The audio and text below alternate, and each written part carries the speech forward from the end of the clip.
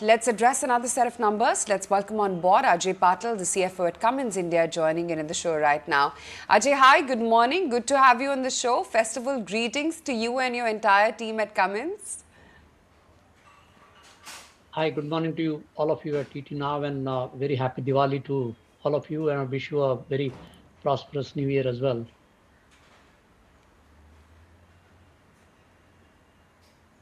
Thank you so much, Ajay.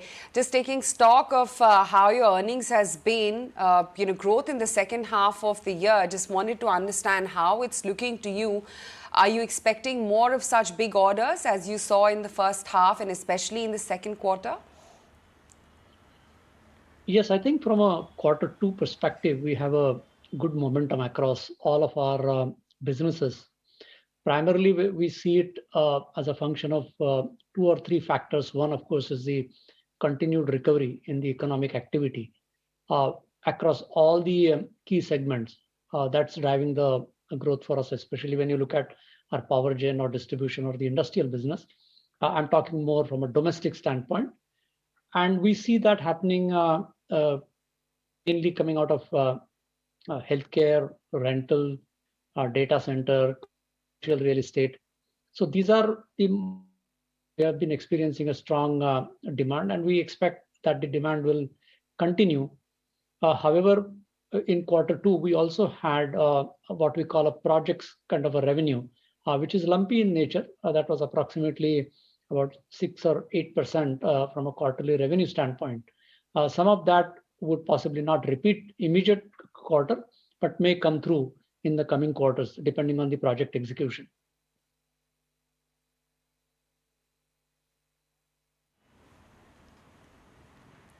Sure.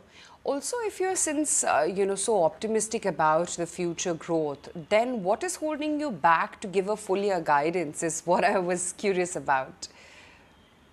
No, I think that's a fair point. I think while there is definitely a strong set of numbers from a quarter standpoint, having said, I think when you look at the supply chain disruptions, when you look at the potential threat of a COVID likely to come again, although the risk is significantly down when you look at the number of infections and the pace of vaccination that we have been experiencing over the prior months, there is still a fair amount of uncertainty we do see coming out of the supply chain, and that's why we just kind of hesitated to provide the full year guidance. Having said, we continue to look at ways in which we can come back and provide a guidance, because we do understand that the investor community, the analyst community, do look for such guidances for helping them model themselves in terms of how they look at the second half of the year, or even for that matter, the next fiscal year as well.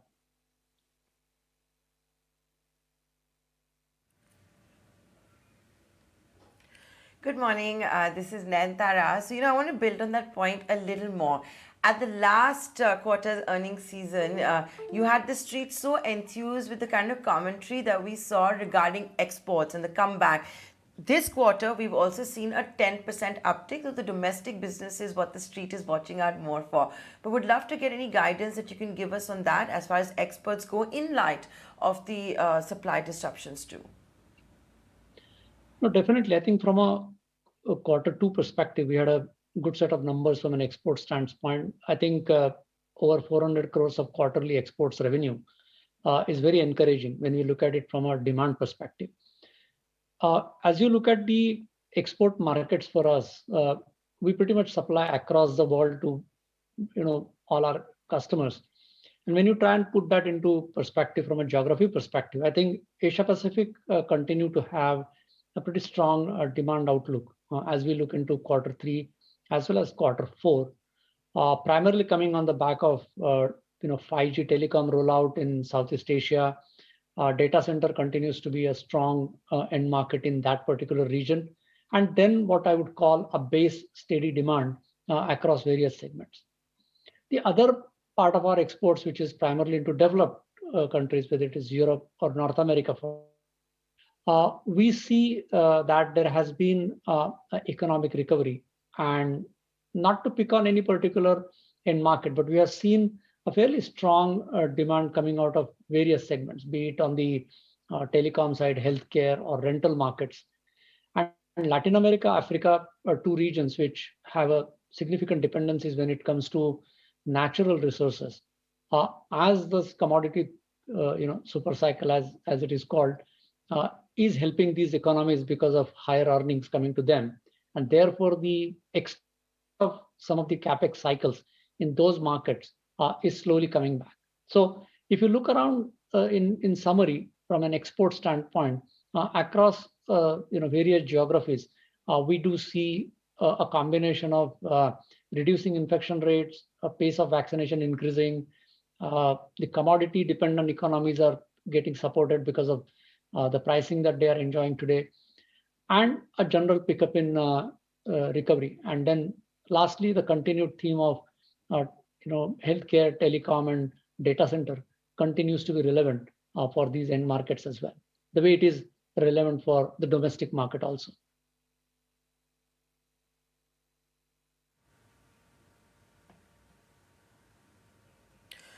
I know you just appreciated that the street, the analysts, market participants also all want kind of a guidance of sorts. But the performance that we've seen in the quarter gone by, which has got a thumbs up, and also earnings upgrades, is it sustainable? Or you can possibly increase and expand your margins even given the cost pressures at play?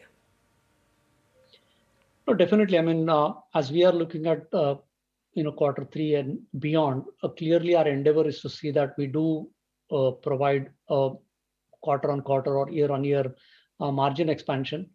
Uh, Definitely, the key to that is going to be how well we are able to manage the commodities inflation, which of course has been on the run for last uh, almost more than a year. Second thing is to what extent we are able to execute on our tactical pricing actions, which we have done. I mean, typically in quarter one as well as quarter two, and we continue to get the impact of those actions in quarter three. And lastly, I think from a cost management perspective, as we start to come back, some of the cost associated with coming back to work, getting more workforce coming back to offices would certainly have that kind of an impact. But we do believe that we have a cadence in place, we have a operating processes in place to manage our discretionary cost, manage the commodity inflation through a combination of our internal cost reduction efforts as well as some of the tactical pricing actions that we continue to take every quarter.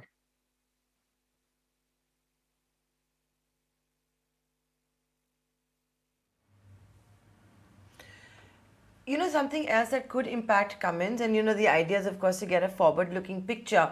ESG is so hot, everything green is so hot. Recently, you've seen noises by this government also about diesel generators. I come from the national capital, so, our views here on air quality are very, very different.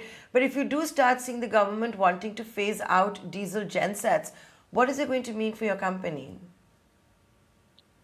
No, definitely. I think it's a strong initiative from government to continue to look at green options from an energy perspective.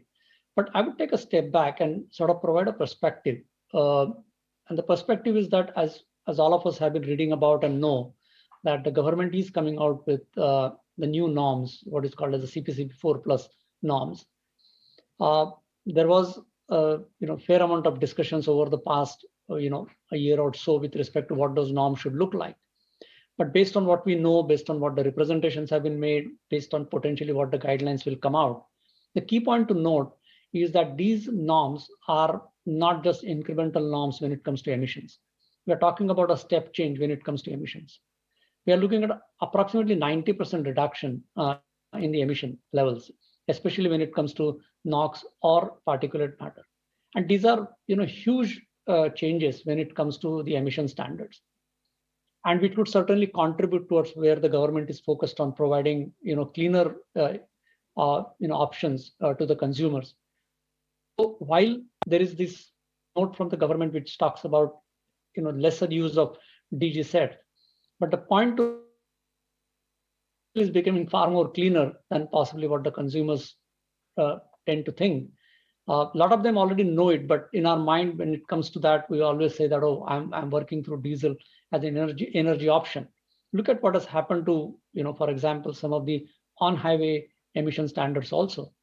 The government has taken a lot of proactive actions to accelerate the emission standards changes, and I certainly feel that from a diesel generating set perspective, it will get more and more cleaner, especially with the new norms coming in maybe in a year or two's time, and that would address it significantly. And then the continued changes to the emission standards would mean that while diesel as a fossil fuel will always, from an ESG standpoint, will have those concerns, but it is far more cleaner than what we have historically experienced. So therefore, diesel generating set, which is part core to our business, would continue to stay relevant, is what we believe. As a backup or a standby power, which is what the DG sets usage has been over the years as the grid power reliability has increased. DG sets will continue to play a critical role when it comes to planning any energy infrastructure for any installation, be it a factory or a commercial real estate or a data center, simply because of the reliability and the TCO that it offers to the customer. And importantly, it also meets the emission standards, which are close to developed markets or even better. For example, the CPCB 4 plus standards, which are envisaged, possibly India will become one of the very few countries who would have these kind of stringent emission norms for stationary applications.